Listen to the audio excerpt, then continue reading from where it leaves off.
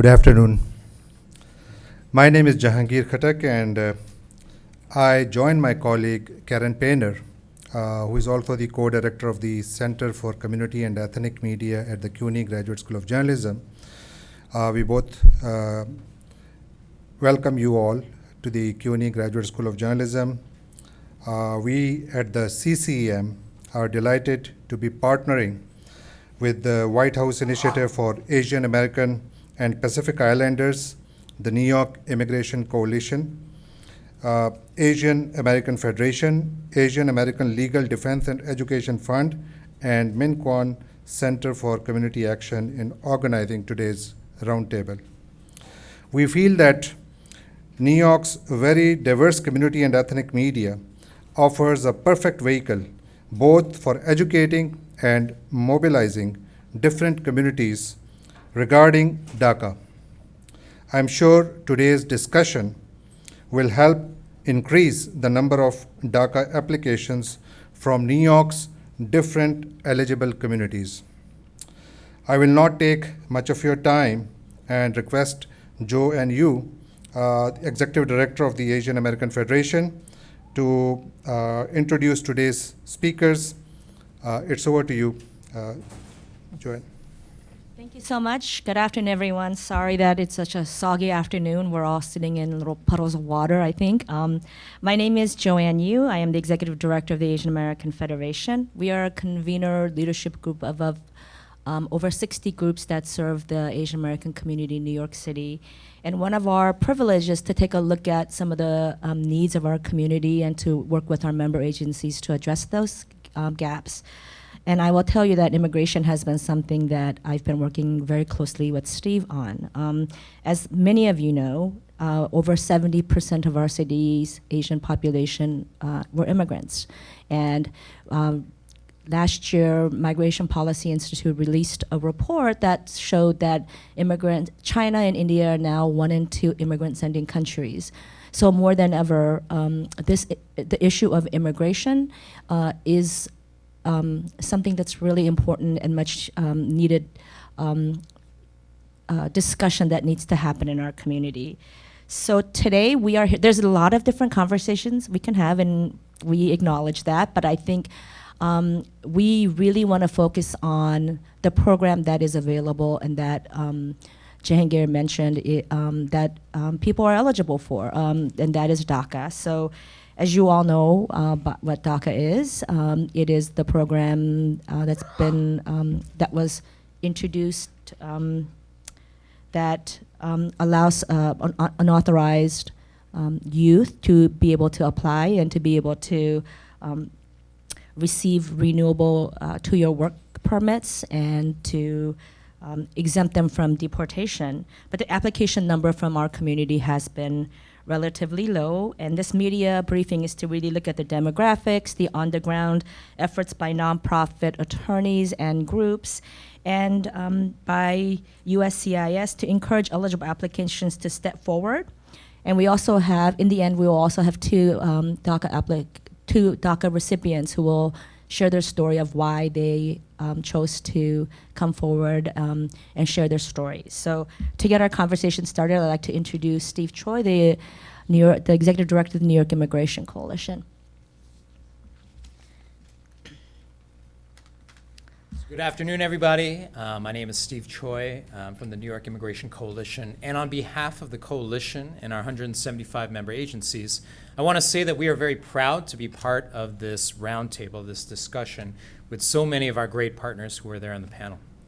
Let me just say first that DACA is a very personal issue for me. When DACA came about back in 2012, I was the executive director of the MinKwon Center for Community Action. And so I participated in a couple of different ways. Number one, we worked with the MinKwon Center to figure out how can we get as many people from the Korean and Chinese immigrant communities to participate, to get something that we thought potentially could be life-changing. I also participated as an attorney myself, handling several of these applications that we did through MinKwon. But also I worked with the New York Immigration Coalition. We put together a collaborative effort working with organizations in the Chinese community, in the South Asian community, in the Latino community, in the Russian community, to figure out how can we get thousands of New York's immigrants to participate in this critical program. I will say that from my vantage point, I saw some incredible efforts. I saw some efforts that really moved the needle in terms of doing outreach, in terms of providing legal services, but I also saw some real shortfalls. I'll be quite honest with you, our efforts to reach the Chinese community were not sufficient, and we need to do a better job. And I think that's especially true in a place like New York City. We live in a state where the immigrant community is incredibly diverse, where Asian Americans make up more than 1 out of every 4 immigrants, 26%. Latinos are 34%. Black immigrants are about 20%. So if we can't get it right in New York, that speaks volumes about what we can do as a country. The fact is, I talked about the Chinese community, the Chinese immigrant community, probably within the next 10 years, will be the single largest immigrant community in New York City. When MPI actually looked at the statistics, they found that the Chinese immigrant community was the second largest undocumented immigrant community in all of New York State, behind the Mexican community. There's 70,000 undocumented Chinese American immigrants who are here in New York State. Are we going to be ready to provide them with services when legalization comes around? And I think I was going to say the Clinton administration, but I will say with the next administration, I really want to address what I saw last night, but I will refrain from doing so. I'll keep this 501c3 appropriate. I think that there is a high probability that we will see some effort at immigration reform coming up. Will we be able to provide services to all those in need? That's a very good question. And I think the only way that we can find the answer is by looking at things like DACA in 2012, analyzing what we did well, thinking about the lessons that we learned and how can we do it better next time. So for that reason, I'm very excited to hear what folks are going to say on this panel today, and I'm very excited to engage all of you in an ongoing conversation about how we can make sure that our communities are ready for legalization. How can we make sure that undocumented immigrants in the Asian American and Pacific Islander community are ready, that we are ready for them when the time comes? Thank you. Thanks, Steve. So before we start, I want to recognize some colleagues here who've been, I think New York, we are really lucky because we have government leaders who are certainly aware of the changing demographics and who've been, you don't have to be Asian to support our community. You don't have to be an immigrant to support our community, but we've certainly had some amazing colleagues to advance the challenges, to meet the challenges of the Asian American immigrant community. So I'd like to recognize Jorge Montalvo from the state, Sonia Lin from Moya. Sonia, I saw you walk in. Michelle Kim from the Public Advocate's Office, and Cheryl Wertz from New York City HRA. So thank you all for coming. So this would not have come together without the efforts of Reva Gupta, who is the Senior Policy Advisor to the White House Initiative on Asian Americans, Pacific Islanders. We know it as WIAPI. She has been quite the vocal advocate for the Asian American community in DC, and thank you so much for convening all of us and organizing and hosting us, making sure that we have this very important discussion. So I'll turn it over to you. I think it is now, yeah? Good afternoon. My name again is Reva Gupta. I'm with the White House Initiative on Asian Americans and Pacific Islanders. I want to thank you all for being here today to engage and discuss with us a topic that is one of the President's top priorities on immigration and an opportunity that is available to many eligible immigrants and their families. I want to also begin by thanking the CUNY Graduate School of Journalism and the Center for Community and Ethnic Media for providing us with this space to have this important discussion, and all the partners. I think Jahangir mentioned, the New York Immigration Coalition, Asian American Federation, Asian Americans, ALDEF, and the MinKwon Center for Community Action, and also Juliet Choi from USCIS, who is here with us today to speak as well. And then, this is a lot of thanks, but I also really want to give a heartfelt thanks to Ivy Tang and Jungray Jang, who are DACA recipients who have agreed to share their stories, their personal stories with us. And I just want to thank you. Without your willingness and your bravery to share your stories, we wouldn't be able to do a lot of this work. So thank you so much. WIAPI, I'm not sure if people are aware, but WIAPI was first established under the Bill Clinton administration and was reauthorized in 2009 under the Obama administration. Our mission is really to improve the quality of life and opportunities available for Asian Americans and Pacific Islanders by ensuring that there's access to federal programs for AAPIs, especially programs in which they may be underserved. We do this, our structure is, we have a number of different ways in which we do this. The president has appointed a body of commissioners that advise him on AAPI issues. We have our office in DC. We also have our regional network, and we have some members of our regional network that are here as well. And they hold listening sessions in the community and provide technical assistance to community-based organizations and provide information about programs such as DACA and policies such as DACA for the community.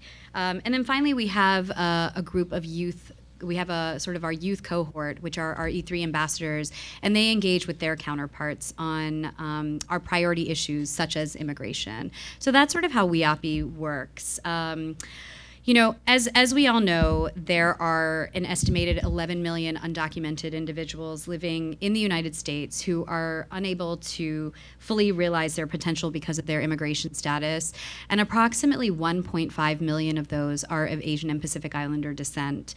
Unfortunately, Congress has been unable to pass a comprehensive immigration reform bill that would provide a pathway to citizenship for undocumented individuals. Because of this gridlock, the president and his administration took a number of steps to address the broken immigration system. And one of those steps was Deferred Action for Childhood Arrivals, which is the DACA 2012 policy that we're talking about. In 2012, the Secretary of Homeland Security announced that certain people who came to the United States as children and met several guidelines could request consideration of deferred action for a period of up to 2 years that would be subject to renewal. They could also request work authorization. To date, close to 730,000 undocumented young people have been granted DACA thus far. However, requests for DACA in the AAPI community are disproportionately low. It's estimated that between 130,000 to 150,000 AAPIs nationwide could be eligible for DACA.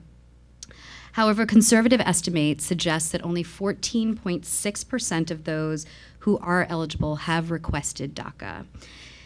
A slightly different way of looking at this is those individuals from Korea, the Philippines, India, and Pakistan represent the lion's share of those individuals who have requested DACA from Asian countries. Those countries account for 17,691 of the DACA approvals that exist. So out of the 730,000, 17,691 are from those countries. There are other countries, but those are, as I said, the lion's share of approvals. That number represents 2.4% of all approvals. To bring this a little bit closer to home, according to the Migration Policy Institute that I think a number of us have mentioned, in the state of New York, there are an estimated 76,000 individuals who are eligible for DACA. 24% of those are from the Asian American and Pacific Islander community. So that equals about 18,000 individuals across the state. The counties that cover the boroughs of Queens, Brooklyn, and Manhattan have an estimated 14,000 individuals that may be eligible for DACA, which is a bit over 76% of all AAPIs in the state of New York that are currently basically right here. The largest potential eligible populations come from the countries of China, Korea, and India, and the estimates are essentially around 5,000 Chinese may be eligible for DACA in these three areas. 2,000 Koreans and 1,000 Indians may be eligible for DACA. One question that we have been grappling with is why aren't more undocumented AAPIs requesting DACA? And it's something that we AAPI, with our federal partners at USCIS and many of our community-based partners, such as the ones represented here, have been talking about and trying to understand and address. And this roundtable is one of those ways of trying to address this. And while there isn't systematic research about the barriers for AAPIs, we have heard some anecdotal information about what these barriers are. For example, in some cases it might be out of fear of coming forward. In some cases it might be shame of revealing their immigration status. And even in other cases it might be that they just don't know who to trust when it comes to requesting DACA and how to get some of this information. But what we do know is the impact of DACA on the lives of DACA recipients and the lives of their families. According to the Center for American Progress and the National Immigration Law Center, surveys have indicated that 2 out of 3 DACA recipients who are working have found jobs with better pay, which also allows them to financially help their families out. Over half of those with DACA have also found jobs that better fit their education and training. And overall, wages amongst DACA recipients increased 45%, which is pretty profound. It's clear that DACA provides real advantages to hardworking individuals and families. The opportunities that are available to DACA recipients allows them to come out of the shadows and into the mainstream society and mainstream economy as well. DACA recipients and their families are like so many members of the diaspora. They work hard for their families and contribute to the economic and cultural vibrancy of the United States. The impact of DACA can be life-changing for the individual, their families, our communities, and our country.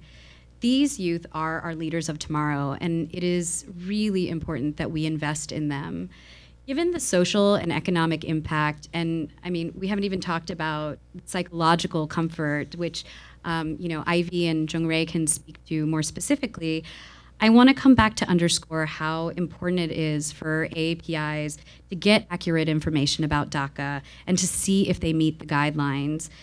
Thank you to our ethnic media partners, for being here today. We hope that through this roundtable engagement, we can answer questions that you might have about the policy, and that you will get the word out about DACA, the impact of DACA, and share the compelling stories of our brave AAPI DACA recipients like Ivy and Jungray. So thank you so much. Thank you so much. Next, I think is Howard Shi. Howard is the Director of Research and Policy at the Asian American Federation. He sits 2 doors down from me, so I know him well. Howard has been has consistently put together the demographics report for the Asian American community in New York City and state, and he's here to share some updated numbers and to point out some of the statistics that we need to keep an eye on. Howard?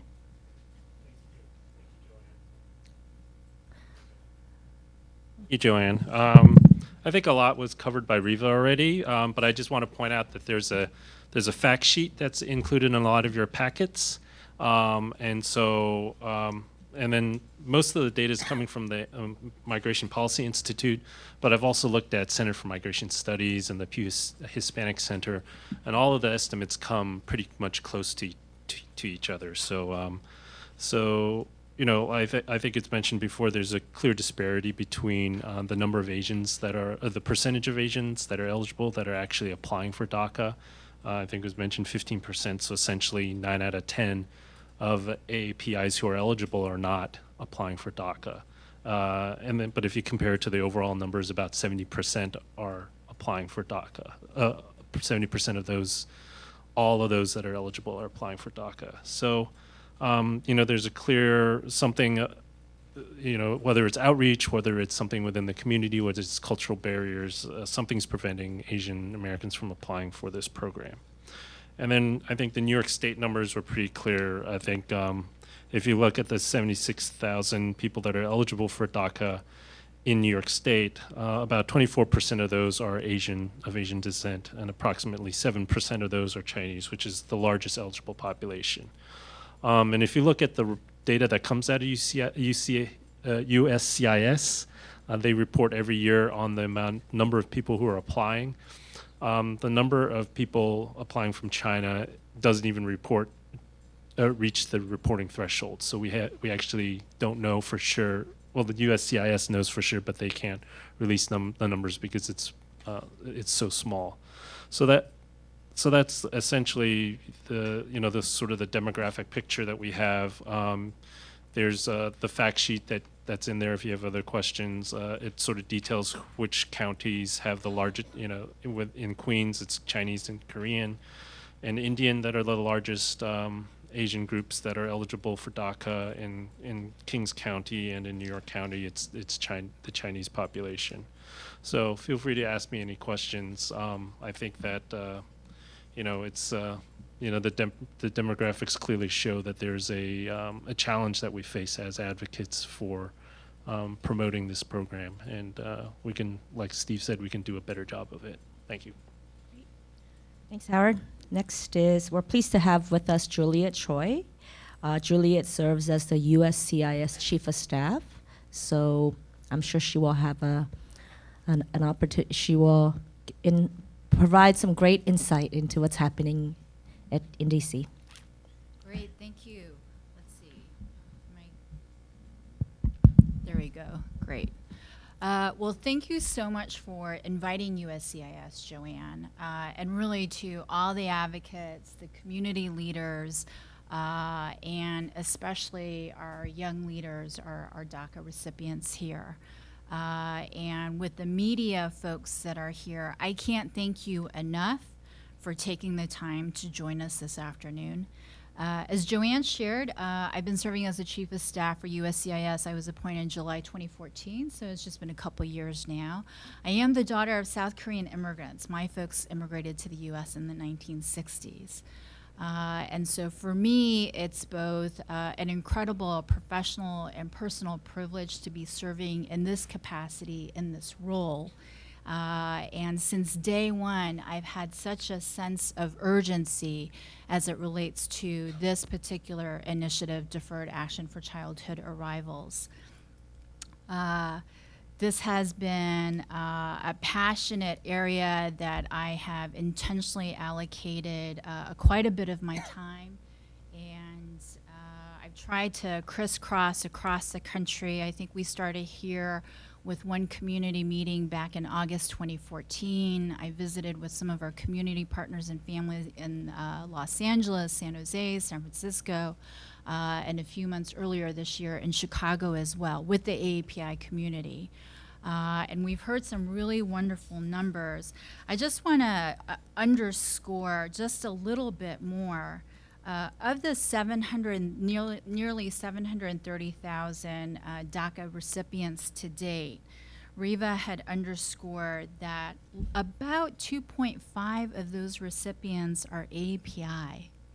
And we can think about numbers, but I also want to make sure we think about the impact for the individual, the young person, that family, and that community, and really ask collectively, what more can we do to assure our communities to please step forward, to talk about this in their family, in their communities, their places of worship, and ask the question, how does this program work? Who else could benefit from this in our community? It really is, for those of us in DC, we can talk about this all day long and we can visit with communities, and I know that's important, but we absolutely cannot do this alone. And our agency, on one hand, we are the world's largest immigration agency, but we also take it very, very seriously and poignantly that as it relates to DACA, this is a very personal, individualized decision for that young person and that family. I want to highlight some of the benefits of Deferred Action for Childhood Arrivals because I think sometimes we kind of skip over that. And it's really the young folks that I've met across the country that have really impressed upon me how this has dramatically changed their lives. This means an individual who's not been able to work legally. And having deferred action ensures that we are exercising prosecutorial discretion. And so if you are in undocumented status and you qualify for DACA, you will not be placed in removal proceedings. This gives you the opportunity to be legally and gainfully employed.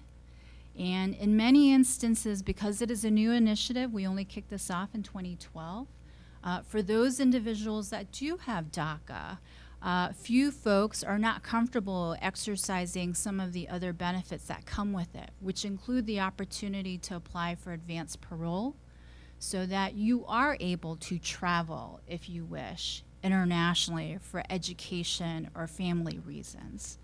And I know that can be a very fearful decision for a lot of individuals and families. But hearing about the opportunity to step out, step forward, really step out of the shadows, and we've seen this in so many contexts in the immigrant community. Anecdotally, talking with lots of different immigrant community leaders, you know, some of my colleagues on the West Coast, some of the granular roundtable conversations we've had with Chinese individuals and Chinese American individuals, they've stated, oh, Julia, I know what DACA is. That's that program for Mexican children. And whether that's the reality or their perception, that to me raises a flag. And so I am looking for force multipliers where we can try to engage our communities to be able to talk about this comfortably. I do know that when I get to meet with folks on the ground, they say, oh, you seem like an approachable person. You don't seem so scary, even though your business office, your business card says Department of Homeland Security. But I say that because this is where we need the media. We need the faith-based leaders. We need the community leaders. And I think we especially need the brave young leaders to be able to step out and share their story. Without a doubt, I don't have the statistics on it, and I'll ask our demographers to follow up on this. But it is when our young people step forward and contextualize what this really means that there's a big aha. Sigh of relief in the room. Earlier this year, I had the chance to talk with a room full of AAPI lawyers and had this similar discussion. And a young person stepped forward to explain their personal story. And the lawyers were really touched. I mean, this is really about feeling and understanding where these folks are coming from. And the lawyers stated that they would make a commitment to mobilize and offer their pro bono services and get engaged at the local level. I know we'll have the opportunity during the Q&A to hear more, and I want to make sure we have time for our fellow panelists to talk. I'd be remiss if I didn't also highlight two things very briefly. You know, we have some wonderful materials. Please take some with you. I don't want to take them back with me. They're here for you to take. And please help promote our USCIS.gov website. As I stated, we are the world's largest immigration agency, and we see so many individuals along their immigration journey. And that includes meeting those young people, seeing their applications for DACA, all the way to the individuals who take that big personal decision and decide to become a new American and apply for citizenship. And I would ask us to make sure we have that discussion going forward. I know the President has really spoken very clearly and loudly how important this is to support our vibrant immigrant families and let them know that we have resources to assist you and support you on your immigration journey and think about taking that step for naturalization. There too, I think it's important. I've had more individuals come up to me and say they didn't realize the benefits of citizenship. It includes the ability to travel freely internationally.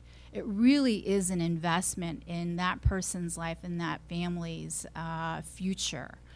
There is some limited research that shows for immigrants who do become new Americans, their job earning potential increases. You are then eligible to apply for federal government positions.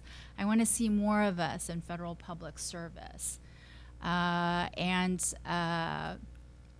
it gives you the opportunity to petition for your family members to come to the United States. Last but not least, in times like this, and I know folks have been watching the news, and we have a presidential election this year, and we know later this year we will end up either with a male president or a female president. But in these times, looking at it from the perspective of immigrant families, I know we are at a juncture when there is anti-immigrant rhetoric out there that it creates a lot of anxiety out in the communities.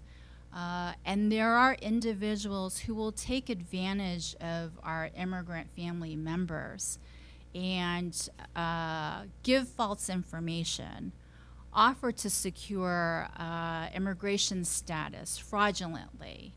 And we've seen how devastating these bad actors, the impact of their bad steps and actions take on family members. And so our agency 5 years ago, we kicked off a very focused initiative highlighting the unauthorized practice of immigration law. So the website that I do want to promote is uscis.gov/avoid-scams. We have so many materials translated in many, many languages. I really, really ask the media to help promote that web link for the community leaders here to take a look at our materials and disseminate that. Each week I hear a new story where someone is contacted by phone asking for someone's credit card information, or charging $500 or $1,000 for our free federal government forms. And every time I hear a story like that, I'm absolutely outraged. We work with advocates, we work with local, state, federal law enforcement on these matters. So especially in these times, I would ask for your help in promoting that very important information. Thanks. Thank you. It was a perfect segue for me to introduce Annie Wang from Asian American Legal Defense and Education Fund. She has been, she is an immigration attorney, and she'll give us some insights into some of the things that are happening right now. Thank you. Is it on?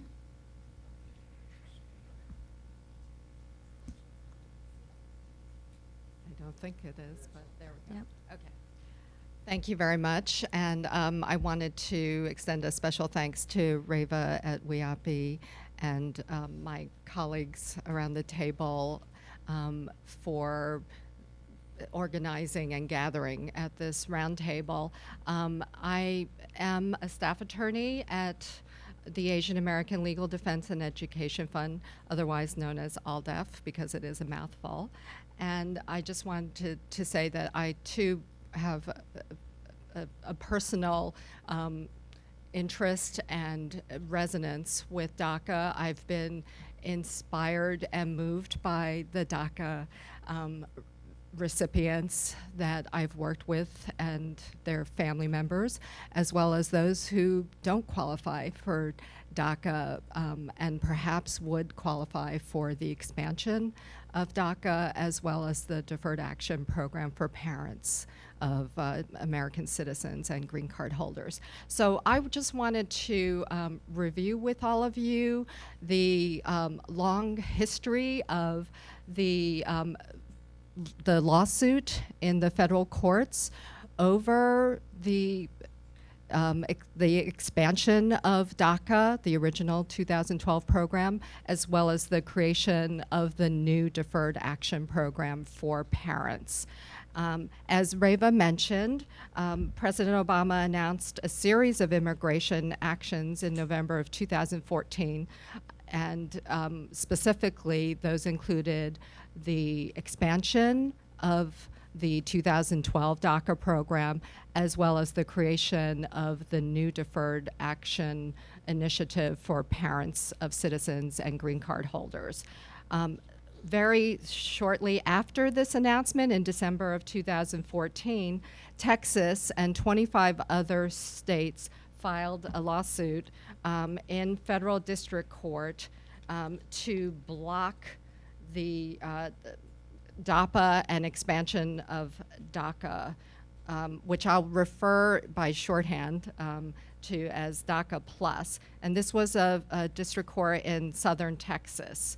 On February 16, 2015, just 2 days before the USCIS was ready to implement DACA Plus, the federal district court judge in Texas issued an order which is known in legal circles as a preliminary injunction to block the implementation of these two deferred action initiatives. So very quickly, the Obama administration appealed this order, and the case went on to the Fifth Circuit Court of Appeals in Louisiana, which ultimately affirmed this district judge's order in November of 2015. So by this action, the Fifth Circuit Court of Appeals effectively continued the hold on DAPA and DACA Plus. Once again, very quickly, the federal government appealed the Court of Appeals decision to the U.S. Supreme Court in November of 2015. And as many of you know, an oral argument was held before the Supreme Court on April 18th of this year. And many of us either listened to the transcript or listened to the recording of the hearing or read the transcript. On June 23rd, 2016, a momentous day for this litigation, the U.S. Supreme Court essentially deadlocked, and they reached a 4-4 tie vote that affirmed the Fifth Circuit Appeals Court decision. And the very short ruling read like this: the judgment is affirmed by an equally divided court. So what does this mean? It really means that there was what many of us refer to as a non-decision decision, because it isn't the end of the road as far as these two programs go. But I just want to tell you what the current status is and what the outlook appears to be. So the Supreme Court's decision, as I said, did not actually set a precedent in terms of legal, precedent on the actual substance of this case, which really goes to whether the president has the authority to essentially set priorities in enforcing the immigration law, and whether to grant this deferred action in individual cases. So the other action that took place was that the federal government on July 18th, just a little over a month ago, filed what's called a petition for rehearing, which is a request to reconsider its decision with the Supreme Court that would allow the court to rehear this decision for a time when the Supreme Court will have its full complement of 9 members. As many of you know, Justice Scalia unexpectedly passed away earlier this year, which meant there were only 8 members of the court, and that's the reason why we had a deadlock of 4-4. So if the Supreme Court were to grant rehearing, and this is rare, it would likely not schedule or reschedule the case until a 9th justice on the Supreme Court is confirmed to replace Justice Scalia. it's also very likely that the U.S. Senate will not confirm the ninth justice until a new president takes office in 2017. And then in this scenario, if the Supreme Court were to grant rehearing or this petition for rehearing, the re-argument would likely not be scheduled until the court's next term, which begins in October of 2017. And therefore a decision would not be expected until 2018. So this is why I said that this is a long journey that we've been on. So as I said, the effect of the ruling is something that I think people should understand. It does block, for now, the implementation of the expansion of the original DACA program and the new DAPA program. And individuals who would have qualified under these initiatives cannot request deferred action under these programs. However, as I said, the ruling does not set a precedent for the rest of the country, which is important. And the other thing that I wanted to reiterate, which Juliet just also pointed out, is that until a final decision is made on the legal challenge, or Congress passes legislation that would create a path to green card or citizenship, undocumented individuals should be very wary of immigration scams or people who guarantee a result and ask for a fee. So, I just want to emphasize that. The other message that I really would like to convey is that the original 2012 DACA program is not affected by the Supreme Court ruling. Okay, so all DEF's focus, as well as I'm sure those of us who work with AAPI communities, will really be on the need to conduct outreach to defend the 2012 DACA program, and we're exploring the opportunity to provide screenings to potential DACA plus DACA applicants to see if they qualify for legal status through some other avenue or qualify for another form of immigration relief.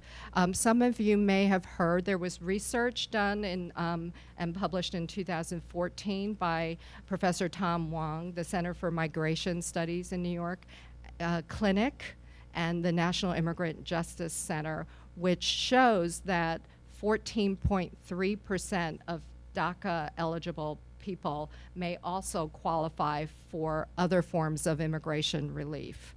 So, I think that that is also an important service that we can provide to our communities. And I really look forward to, answering any questions you have. ALDEF has also included a DACA fact sheet, and we do have translations in various Asian languages. Thank you. Great. So as we all talked about the low numbers, I think there's also the groups that do a good job. I'd like to highlight MinKwon. James is the interim executive director. I know that they didn't just do a good job in New York. The numbers that they reached with the applicants, with the Korean DACA applicants, it was something that registered nationally. I mean, they did a big chunk of the national Korean numbers, and so I think James, you're here to share with us the model of success of how do we engage our community to apply and to think about immigration programs. So.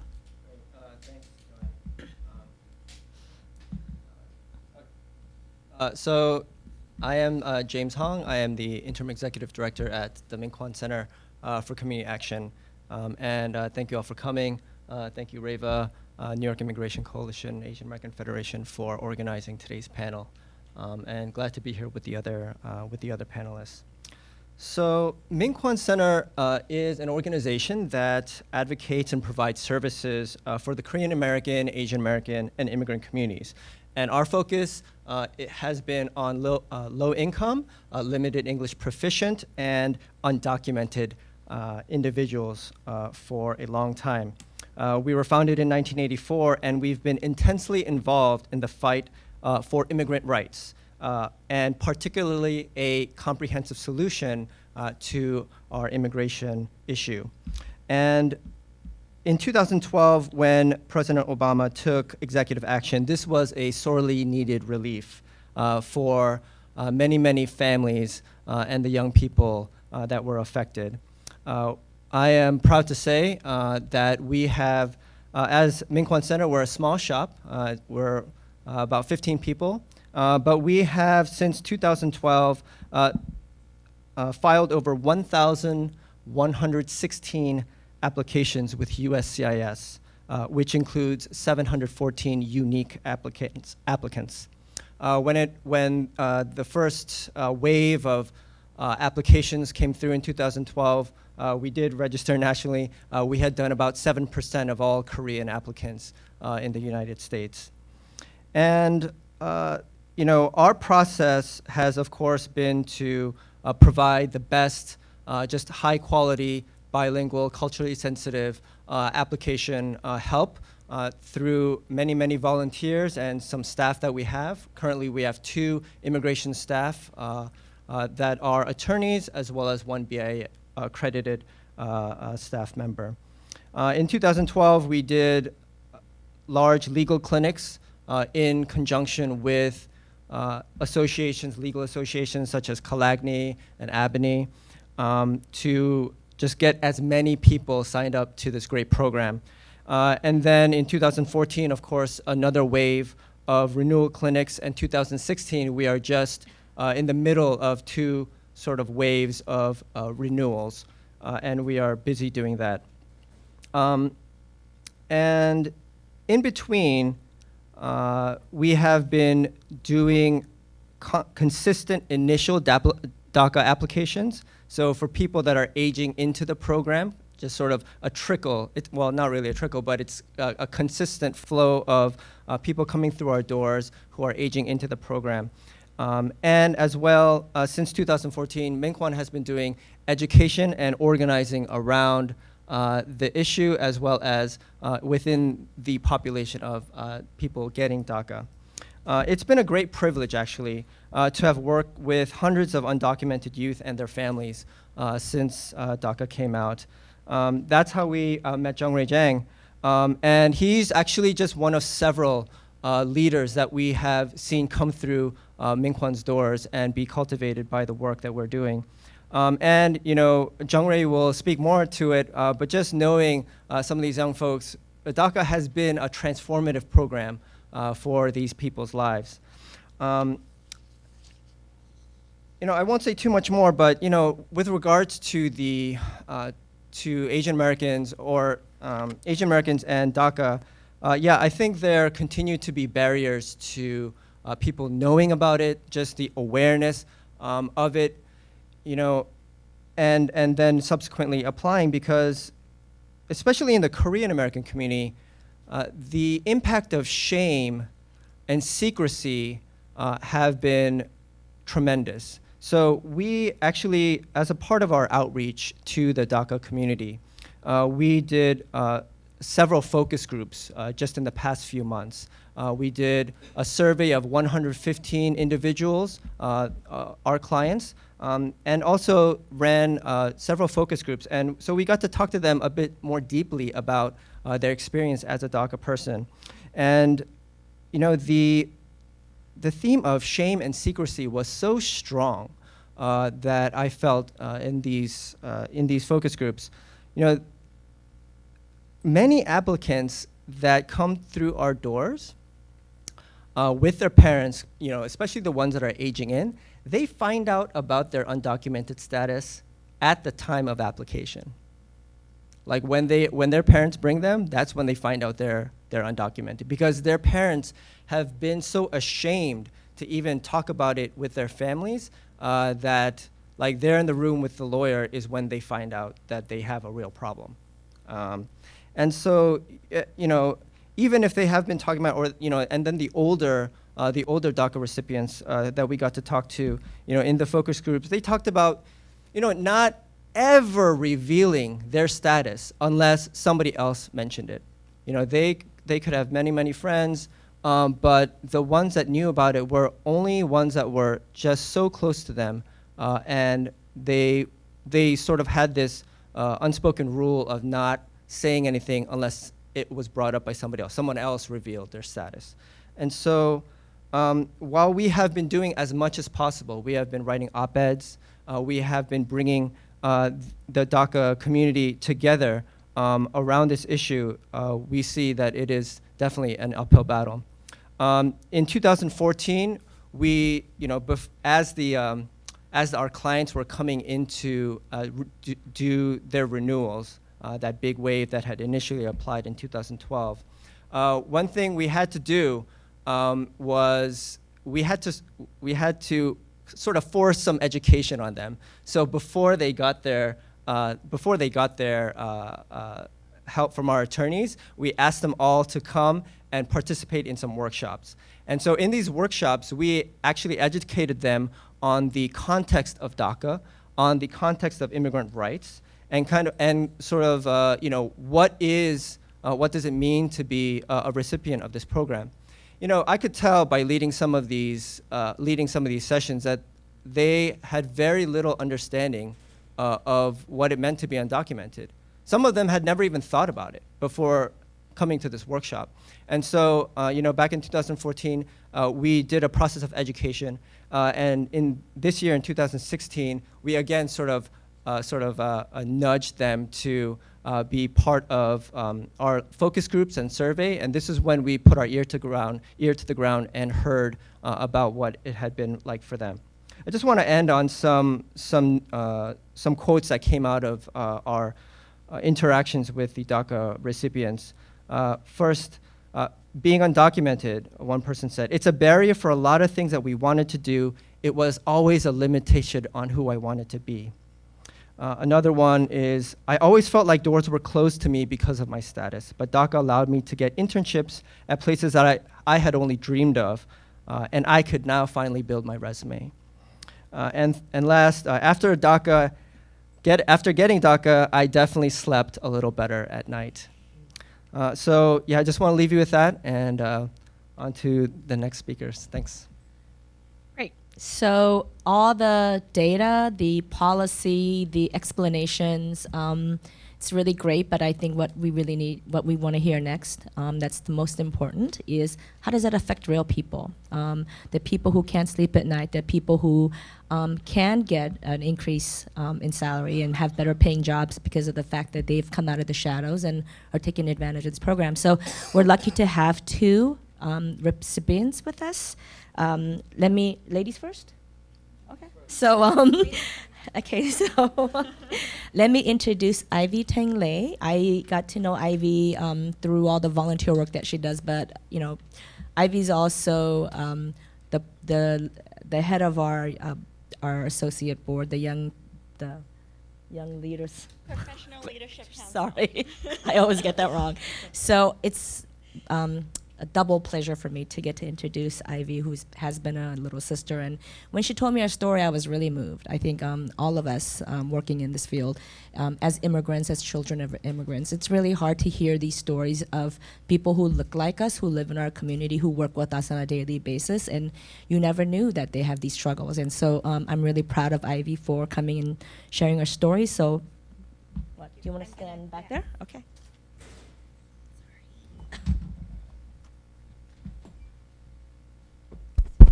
Hi, everyone.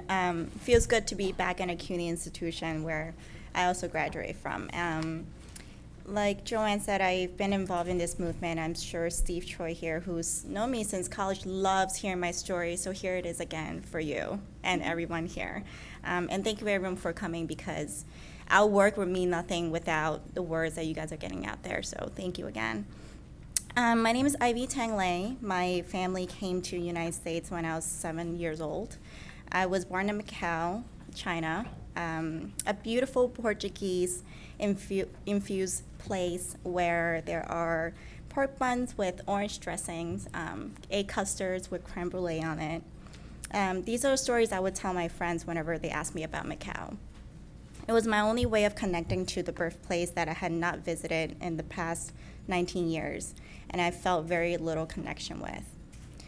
I would tell them about the casinos. I would tell them about the fast-growing city. I would brag about the money that's coming in and the opportunities, the bridges, the landmarks, all of which I've read about but never experienced.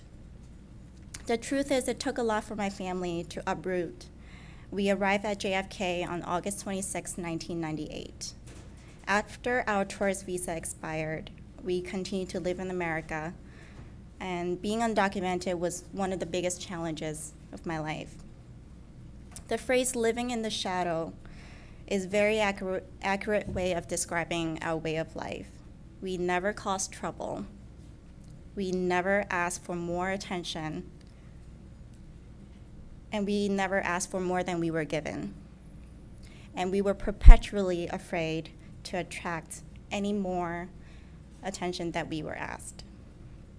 We were very poor, and since my family couldn't afford babysitters, we spent a lot of our time in the garment factory where my family worked. Everyone in the factory loved me, especially the sewing ladies and the uncles. And I spent, so everyone in the factory loved me, especially the sewing aunties and uncles. And most of them left their family in China to make a better living here, and they sent their money back home to their kids. Our family, much like the people that we worked with, struggled to bring food to the table. Some of them used the money to build houses and start businesses back home. Most of the time, they spent more than half their paycheck back and keep the rest for living expenses, including my family, who has supported my grandpa's medical bills for the years we've lived in America. It was my junior year in high school when my principal set up appointments with each student to ask about what they would like to do for college. She laid out all the options that I learned very young were not available to me. I considered saying thank you and leaving without telling her the truth, but I didn't want to feel like a burden, and eventually I said, I'm not supposed to be here. To my surprise, I was not the only one in school. She never told me their names, but knowing that I wasn't the only one made me feel very empowered. There were very few schools and scholarships that didn't require legal status at the time, so I decided to apply for the best city university we could afford and was fortunate enough to be accepted. I worked random part-time jobs to pay for my tuition expenses, and with the help of my family, I graduated with a BA in communications, minoring in math. For immigrant youth who were brought to the United States at a very young age, we've become an integral part of this country. But being undocumented and all the consequences that come with being undocumented can make you feel like you have the wind knocked out of you. Like you might never have a future, but DACA has changed that. Through the mentors that have taken me under their wing, I was able to intern to gain work experience and finally was accepted to a full-time competitive rotation program in one of the largest advertising companies in the world. I have since worked in various Fortune 500 companies and have assimilated to a life that I never thought I would have. A badge, a phone, an email address assigned just for me means so much more to me than a means of telecommunication tool. It's a constant reminder that I have a status and my existence is meaningful. This would have never been possible without DACA, and thank President Obama every day for changing my life. Thank you.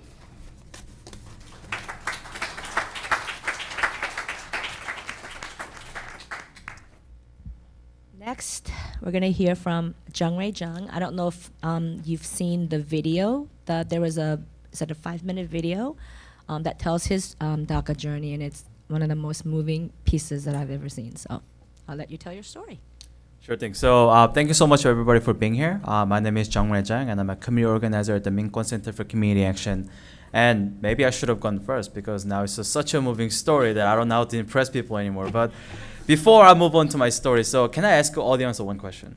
like, what is the most challenging question that you ever been asked in your life? Can anybody take a jab? Like, it can be as simple as like pistachio or cooking cream or anything like that. It's a hard question, and one of the hardest questions that I got recently asked was, why did I come to this country? Like, it's not a question that I think about every day. And in fact, last time when I thought about it was 11 years ago. And quite frankly, I didn't know the answer until recently. So my mother and I, we had a bit of a discussion. And then we came to a conclusion that we came to this country because my mother wanted a better future for me. The education was like the utmost priority for my mother. And she wanted me to study and learn in an environment where I didn't need to worry about the test score 24/7. And or staying in school for 14 hours a day just to fit in with the peers who could afford to go to Hagwon, which is like private tutoring in Korea. Very hyper-competitive society. And as a single mother, I was the only thing that she had, and she was willing to leave her home country to provide what she thought was like a better future for me.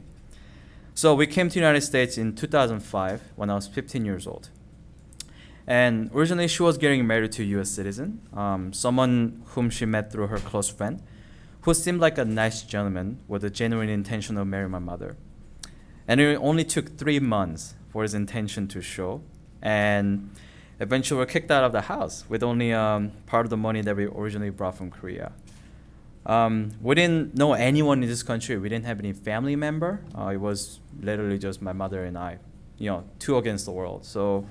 And we became undocumented in the process, and we eventually settled in America.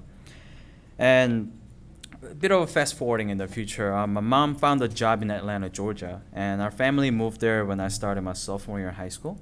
And I did everything I could in school. I did well in school. I took as many AAPI classes as I could, participated in extracurricular activities in hope of getting into college.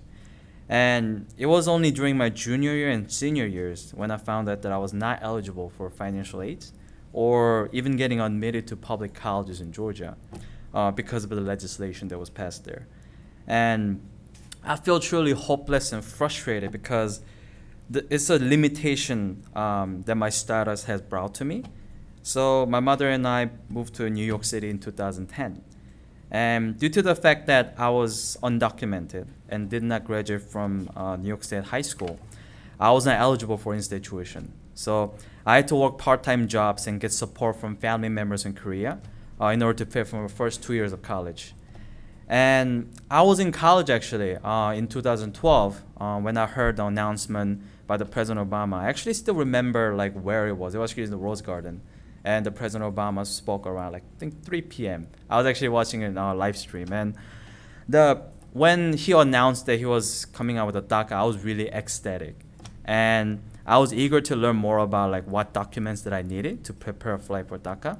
And that's when I went to MinKwon Center. And perhaps the only obstacle that I ever faced when trying to apply for DACA, luckily for me, was that I had to pay a very stiff fee for the USCIS. But I thought it was more of an investment, and I feel like it's a great investment that I did there. The difference that DACA had brought to me in life is the difference between night and day. I could finally be eligible for in-state tuition, be employed legally for jobs and internships, and I could travel domestically without fear of being deportation, something that I could not do before. And as a Korean, another benefit that I got from DACA is to be eligible to apply for MAVNI program, which stands for Military Accession for Vital National Interest. And essentially, it's a program that provides pathways to citizenship through military services. And that's an opportunity that I take in this April. So I'll be actually being shipped out next year to the Army. And even though the DACA is a small step compared to the comprehensive immigration reform, I'm grateful that opportunity that DACA has provided me thus far. And for the closing remark, I want to like throw a little like opinion as organizer, but there's a lot of hateful rhetorics that are thrown around during this time against immigrants, and I truly don't think that it's neither the hatred nor the love that can defeat this hatred like rhetorics. I think it's having organized community of APIs that are throughout the U.S. And I really want to thank the media to be here, because without the media, we cannot spread our message. Without the media, we cannot have our voice heard from our to our community members. And I want to thank everybody here for being here, especially the media and especially government officials and other advocates, to help us spread our voice. So thank you so much. Okay, so now we're gonna take some questions. So do we have some folks here with microphones? Question? My name is Abu Tahir. I'm from Bangla Patrika and Time Television, which serve the Bangladeshi community. And my question is, since President Obama came in the power, could you please tell us how many people has been deported? I think we're just going to focus on the issue of DACA today. I think we've created this framework, so I think we really want to emphasize this program. So, could you tell us the people who got the benefit of DACA, right?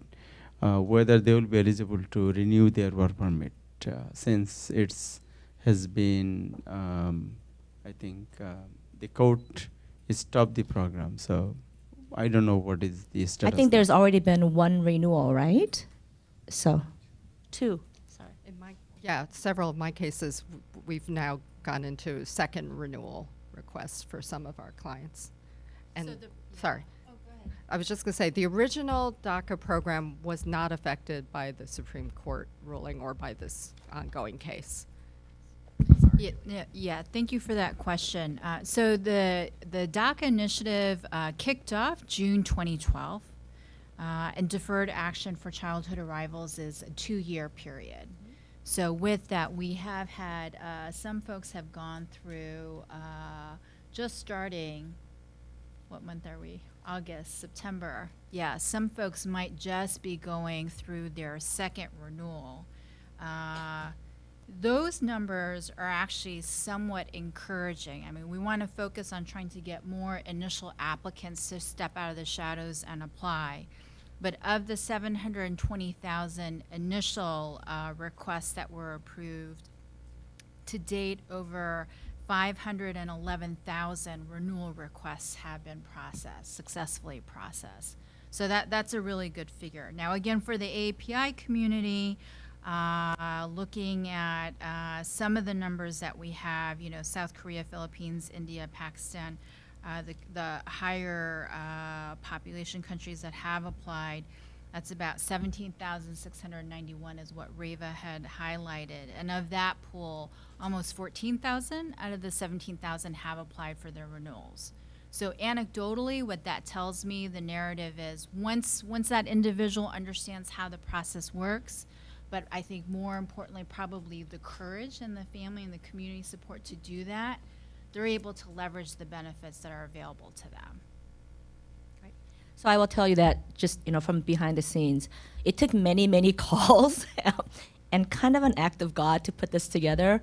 And it took a lot of work for us to really frame out exactly what we're going to talk about. So while we would love to address other questions that you might have, we really prepared to just do this panel. So we don't have the information, we don't have the answers, it's gonna take us another media briefing for us to get to that. So if we can just really limit it to the stuff you've heard here today, I'd really appreciate that. Next question.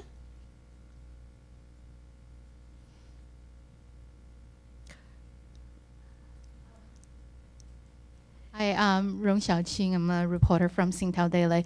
I'm just wondering, with all this rhetoric in this presidential election, especially the speech last night, do you guys feel like you're fighting an uphill battle to try to persuade, especially Chinese people, to apply at this time? Because they might worry that next year, when they expose their immigration status, they could, if we got a male president, that could be a disaster. I will leave it to the community groups to answer. Well, first of all, I just want to say that we always feel like we're fighting an uphill battle to reach out to AAPI community members, in particular Chinese immigrants. And so I think that I am often asked during this presidential election season, what is the future of DACA. And so my response has been that I believe that it will continue. If the next president supports the continuation of DACA and perhaps even going beyond it. But it's hard to predict exactly what will happen.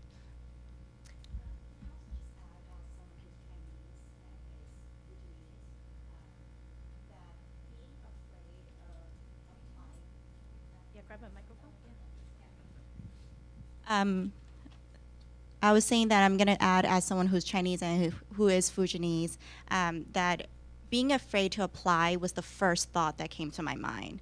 And I was not the first person online to apply for DACA. I waited like a month or so. But not applying is the equivalent of not needing it. And we have to start somewhere, and that starts by showing that we need some sort of immigration reform, and we can go into another level of a better preferred solution for the country. But if the fear is out there, then you need to first confront it. And I hope that that's the message that we're getting out there as the Chinese community. Just like the Korean community, there's a lot of shame and there's a lot of secrecy around, but that's never the solution. Being quiet is never the solution. James? Yeah, I would just say, hello? Yeah, we have not noticed any kind of big drop in terms of applications coming through. I will say that the rhetoric has heightened the interest of undocumented and DACA recipients in politics generally. So as an organization that wants to have greater civic engagement, that's actually good news for us. And when we go out to register voters, people are more interested, particularly because of this rhetoric. They, even if it's not always pointed at them, that they know they are still in the crosshairs of that kind of thought. So yes, in a way, it's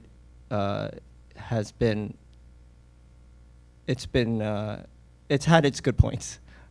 Yeah. And you and I have talked about this before. The challenge of our community is ultimately civic participation, right? We need to come out and vote. We need to become citizens, those who are eligible, and come out and we speak at the polls. If we don't come out and vote, this is an important issue for so many of us, for all of us. And if we don't vote, you're basically saying, I don't care, so whatever happens to our community, you take it, I feel like the strongest voice we have, when we produced our demographics report with the last census, one of the reasons people said they didn't want to become citizens was that they didn't want to have jury duty, right? So, those are valid reasons, but I think the other side of that is you don't become a citizen and you don't get to vote, you don't get to pick the leaders who get to advance your position. So if immigration is important for us, we need to be able to put people in leadership positions that will take our message and we'll do something about it. So, next question. Hi. Hello. It's on? Okay. Hi, my name is Yaya Yuan. I'm a current student at the Columbia School of Social Work. A question that I have is around organizing and educating our community around these issues and the complexities of that when Asian American is a big monolith that's used for a very diverse group of people who don't speak the same language, who don't come from the same culture. So this isn't really for any one specific panelist, but just what are some of your thoughts on how we can better do this? And it's great, I saw all of the different multilingual resources, but in terms of being within one community, what are ways that we can also pool our resources together as the Asian American community to work within more specific communities, if that made sense at the end? Anybody? I thought that was a very elegant question, and thank you for asking that, and I hope you'll keep asking that question, because that's the question we keep facing. I know I keep facing. We have a whole huge network of community relations officers. I've got Shai is here in the back of the room. Hi, Shai. Where we're just standing ready. We know producing multilingual materials is costly. That's what we can do. That's what the federal government can do. We can meet you where you're at and amplify and support your efforts. But again, the cultural, and it's not just language, right? It's the cultural appropriateness to the conversations. And anecdotally, and I started out as a civil rights lawyer, and here I am in this position right now. Some of the themes that seem to resonate across, I think, Asian communities, but it's not limited to Asian communities, is really thinking about, I was thinking about in the context of green card holders, Asians will actually naturalize sooner in their first 5 to 10 years in the US. If they've been here longer, they kind of don't. And even having those conversations, what some folks have shared is, wow, if I become a citizen, I can take better care of my children and my family. And that seems to have a different kind of interest. And then when some of the other conversations include sort of the, elders taking care of the kids and wanting to make sure that they have the best future possible and fulfill their potential. It is, wow, so if I do something and say something to encourage my child to apply for DACA, there seems to be a different kind of motivation there. So far, those are some of the conversations that seem to have hit home, and and there, that's where some folks have asked, oh, can we talk with the faith-based leaders, right? Because I think in the Asian community, again, not unique to the Asian community, whether it's the churches or the temples, the faith-based leader has a different kind of standing, I think, in the Asian community, and has a way to talk about this as a family cultural value to mitigate against the intensity of the shame and the secrecy. Question? I'll just add to that. And I would also thank the person for their question. I think it's a really good one. And like, a law can be created within a few months and sort of passed overnight, but a culture shift is just so much harder to affect in the community. So even with the things that we've been doing, and I think many other people have been doing to sort of destigmatize the status of being undocumented, I think will take a long time. And I don't know if any of the other people have more to say. Okay, all right. Okay. I really appreciate that question as well. I think it's something that we continue to struggle with as well. So it's not as if we have all the answers. And so I do think, like Juliet said, it is something to constantly keep asking and keep thinking about and strategizing and thinking of new ways of trying to do this. We struggle with this every day at WIAPI. We're trying to work on a variety of issues impacting the AAPI community, which is not monolithic, as you said, And so, I don't have an answer necessarily, but I think it's a really important question for us to keep asking within our community. Howard, do you have something to add? I saw you signaling. I think that James is kind of selling himself a little short. The APA voice is a really good model, and it's also a model that the Federation has used in the past for doing outreach in the census, is getting Asian groups together, sharing ideas, sharing resources, sharing strategies. Despite all of our differences, there's a common experience, there's a common challenges that we face. And I think together as a group, we end up being stronger, both effectively in terms of civic outreach, engagement, working on supporting our leaders, working on specific issues together. So there's a lot of opportunity for us to share and support each other so that we don't have to go it alone. A lot of I know that just working with a lot of our member agencies, staffs are small, there's a lot of turnover, there's a lot of challenges in that resource challenges. But when you feel like you're not alone out there, that there are other groups that are doing similar work, have similar experiences and can share ideas, I think that's one of the things that's great about both the APA voice work that MinKwon's doing and stuff that other groups are doing out there. And when we look at the demographics, we always say, no one community is strong enough to be a force. So when we say, how big is the Chinese community, how big is the Korean community, and we're happy to break those down, but ultimately, together, and none of us will be big enough to be a majority to elect, people who into position, but all of us together in New York City, we're 17% of the population. Those are the numbers that register with people. So I think, yes, there are, it's good to point out the distinctions and the differences, but also there is a lot of power in being a single voice. So, next question. Oh, Sonia. Hi, everybody. This is Sonia Lin from the Mayor's Office of Immigrant Affairs. I actually have a very short announcement and not a comment. If I can beg your patience. First of all, thank you so much for this panel and for this really great conversation.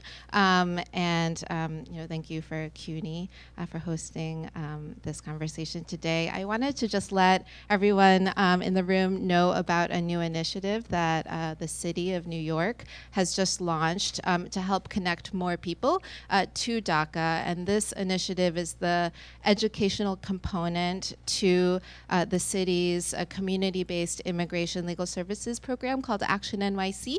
And this educational component seeks to address one barrier that some individuals who might be eligible for DACA face, which is meeting the educational requirement for DACA, meeting the high school diploma or being in school requirement that immigrants need to meet in order to become eligible for DACA. And so now, there is a way to get legal assistance and then also get help enrolling into a class that can help you advance your career goals, advance your educational goals, and also become eligible for DACA. So wanted to make sure that was out there and people knew it was a resource.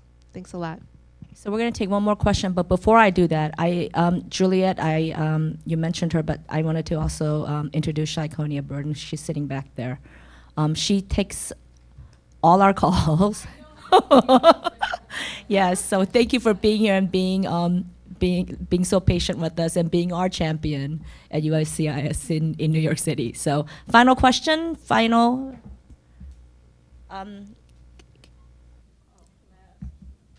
go ahead, yeah. Hi, so my name is May Lee. I'm with the Chinese Progressive Association. And I guess since our questions are kind of limited to this program of DACA, as Joanne would like us to be, I guess I would like to say that that many Chinese are actually not afraid to come forward.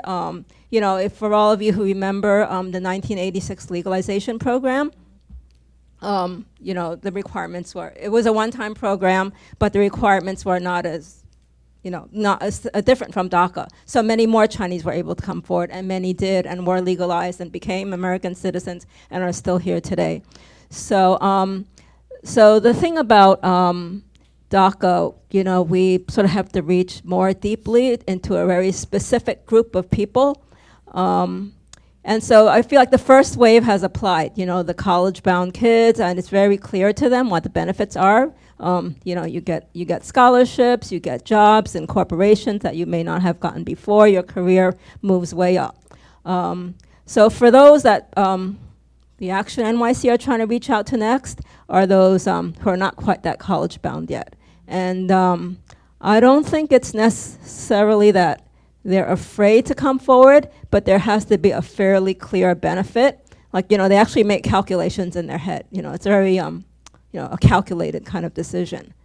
So how can we, I guess, reach that group more is what I'm, are there more resources to do that? Will there be more other benefits for them that we can tell them about? I will leave it to the federal, state, city folks here to answer that question. The benefits, I think that's a great point. Articulating and re-articulating what the benefits are. I mean, from that individual person's perspective, it's the opportunity to have a legal work permit. And in many states, that means you can then go get your driver's license. So those are tools, those are real tangible benefits that make a difference in a person's life. We've heard just a couple of stories, and we do know that the DACA population, there's the younger generation, but it includes folks who were under the age of 31 as of June 2012, and I had to redo the math on the way here. So I've met folks who are in their 30s as well. But I know Riva wants to jump in also. Yeah, so, I mean, I think that what we've tried to also do here today is outline, I think, what the benefit, what the opportunities and the impact of DACA is. And it is very broad, I believe, in terms of social, economic, I mean, psychological, even, addressing the being able to sleep better at night.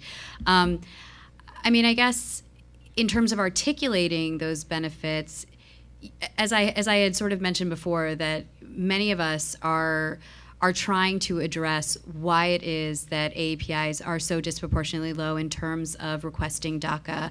And so I would actually ask the question of you as well in terms of how to articulate these perhaps in a better way, or perhaps it's not even articulating it in a better way, but perhaps it's in a different sphere, or perhaps it's through a different medium. And so, I think that what we have tried to do over and over again, I had mentioned that, I've met with Juliet numerous times about doing outreach within the AAPI community on DACA, and, partnered with Ivy and Jungray and a lot of the partners here today, not only in New York, but in Los Angeles and Chicago, in Atlanta, sort of all over the United States, and have tried to have these conversations about why it is that we still have disproportionately low numbers with regards to requests of DACA.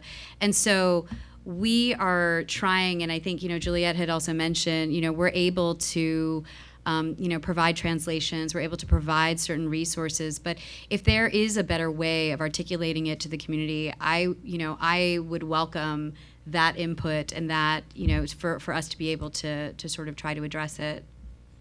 So I think Jorge's gonna weigh in here. Yeah. Well, Joanne, you put me on the spot, the state, whatever. I think to add to the sales pitch, if you would, the way to reach people, obviously all the things we've talked about today are important, but I think there are two pieces that, and one of which that Juliet touched on, that are important when we're trying to talk to individuals. You're looking them in the eye and they're like, well, should I do this or not? And the first one, of course, is that having DACA allows you to get a driver's license in New York State. The second one, which I think is actually more powerful, especially down here in the city, beyond just a driver's license, because a lot of us can get around by mass transit, is the fact that you're considered a person residing under the color of law if in New York State, which means if you have DACA, which means that you are eligible for state-funded Medicaid. And having Medicaid insurance, health insurance that way, I think is another piece of the life-changing nature of DACA. And obviously we're very proud of the state to be funding Medicaid. The State Health Foundation created with the city government an outreach campaign that basically used that as the sales pitch, and we saw kind of an uptick in people going to get DACA and then applying at the same time for state Medicaid. So I think that if you're talking about like the resources, and when you're in your head, you're like, should I come out of the shadows or not? Adding in those two benefits, I think, starts pushing it over the line. It's like, okay, maybe I should go do this. So I just wanted to make sure people in the room knew that as we do the work in the communities every day. May I also add that ALDEF has been involved in an informal coalition of groups that have informally advocated for changing the New York State Education Department's rules and the application rules for professional licensure. And so, fortunately, our state has taken the step of now opening up licensing to those who are non-citizens of New York State and non-US citizens, and that covers people who are DACA eligible and those who are residing under the color of law. So we need to wrap up. So I apologize, but we will all be around here. So please, let's continue to have this conversation. We all agree. So many of us have said it, that media is such an important ally to our work, because we can do all the work, but you get to tell the stories that reach all the thousands of people in our community. So, we've pitched stories to you. You've always done right by us. So once again, we ask you to be an important partner in telling your readers and our community members how important this is, and for us, that this, especially now, given all the anti-immigrant rhetoric that we're hearing, I think it's more important than ever for the immigrant communities to weigh in every way. So thank you all for coming. We'll all be around, so please feel free to engage us, and that's it. Thank